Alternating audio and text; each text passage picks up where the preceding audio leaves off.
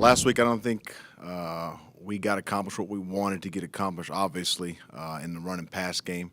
I thought our guys had a great week of preparation, but we just did not come out and execute the way we wanted to.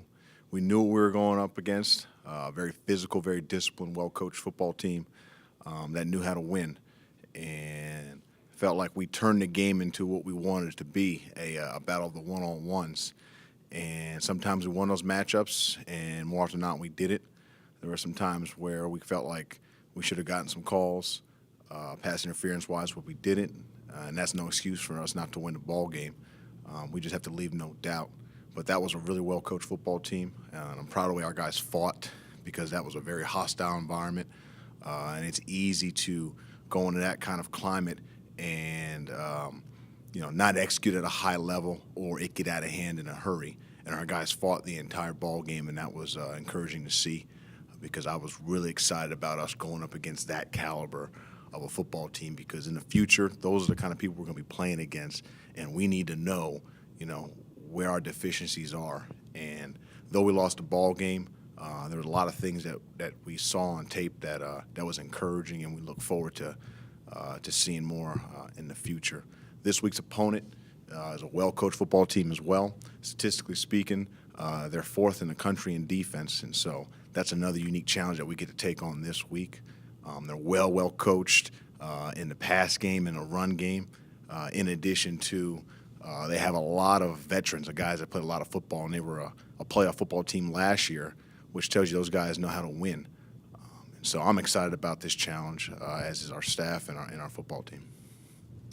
You mentioned the one-on-one matchups against Jacksonville State. I assume you're talking about some of those deep balls or whatever. But go back to that when you've had a chance to look back at it now. I mean, how much of it did their corners have to do with it? How much of it was just, Buckshot maybe missing the throw? I mean, what did you see? There were times where Buckshot was inaccurate on some of those deep throws. That was evident. We always talk about keeping the football in the field of play. And if the football is out of bounds, it's a foul ball. We're better off just trying to run the ball if you're going to just, waste a play. And we wasted a couple plays last Saturday night. There were some opportunities when we got into third down where we had true man coverage. We knew that's what their MO was. That's what they were going to do. And we had run some routes that were what you would say man beaters, so to speak. And, there were some times where we didn't get the call when we should have. That was evident. But we just didn't do a good enough job of winning the one-on-one matchup and coming down with the football. So with that being said, I liked what our plan was in the throw game. We just didn't execute. What's the key for this team to get the running game going? Is a combination of getting the offensive line in favorable, whether it be zone or man matchups, putting hat on hat, or is it getting the running backs in certain alleys through the A or B gaps, or getting them off the edge to where you guys can get this running game going and you can consistently average 4 or 5 yards a carry? I think the key to this ball game in the sense of running the football will be our backs trusting the paths that they're coached to follow. Our offensive linemen and our combo group tight ends, fullbacks getting their hats and hands in relation to where the football needs to be. And the quarterback trusting his eyes and his reads. If we take care of those three components this week, I feel really good about our run game getting on track. Just because the quarterback has has a responsibility in each of these run plays as well. And if he's not doing what he's supposed to do and other guys are trying to make up or accommodate for others making mistakes, then we run into these situations where we go backwards on first down and second down. From what you can tell, what have they done so well on defense? They've only allowed one touchdown in the first 3 games, St. Francis. What are they doing so well on defense? Correct. They do a really good job of mixing up coverages. They are not a very static or consistent look defense. They're going to mix up a number of different looks, man, zone, and a combination of both. Bring pressure internally and externally, and try to confuse you at the point of attack and force you to make mistakes or force you to throw the football relatively quickly, get out of your hands into areas in which they have defenders dropping out. And so the combination of these guys playing a lot of football, being comfortable in their defense, in addition to throwing a number of different looks at you, if you're not sound in the run and pass game, in addition to protection, these guys can cause some havoc.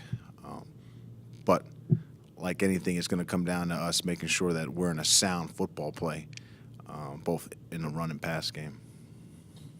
Talked about it with Coach Gill a little bit with Kentori Matthews and his role in the team. How do you get him more involved, and where's his place right now? Week to week, we try to find different matchups for Kentori, situations for him to get into. And some weeks his role is going to be bigger than others. Last week we knew what kind of defense we were going to go against, and the way to get into football in that kind of defense, there weren't many specific ways that I would like to attack them with Kentori's packages. But going forward, really it's just about getting him the ball, and downhill plays, perimeter plays. I mean, he can do all those different things. Just the first 4 opponents we tried to mix and match how we wanted to get him the football.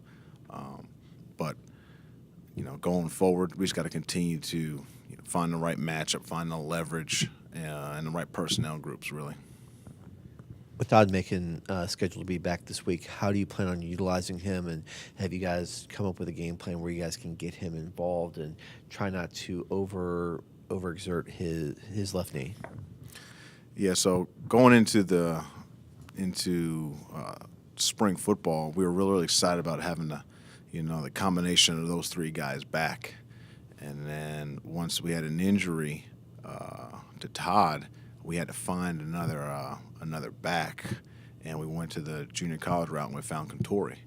And during that process, just speaking with the doctors and our athletic trainer, Barry Fink, it looked like it was very promising to be able to get him back midway through the season, which excited us on offense, obviously the entire team, but offense specifically, because now, we got a stable of backs that you can do a lot of different things with.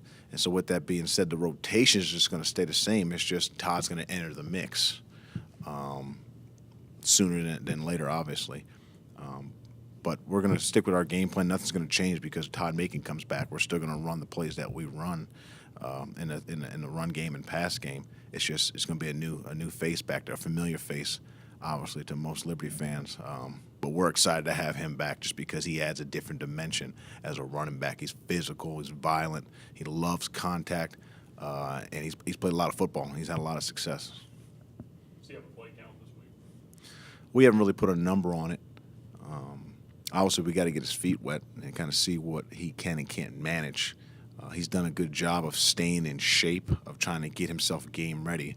But as you know, 1 or 2 carries and that adrenaline gets pumping, that heart rate gets elevated, and you forgot how much really goes into it as a ball carrier.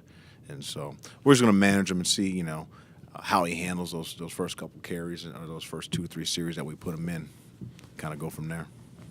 Speaking of Todd again, Joe, at what point the last couple of weeks did he get implemented into practice, and what were his reps like during that time? Well, he hasn't been fully cleared to participate in all the activities. He was subject to limited participation, such as individual or walk-through or a pass scale. And so once he was fully cleared on this past weekend,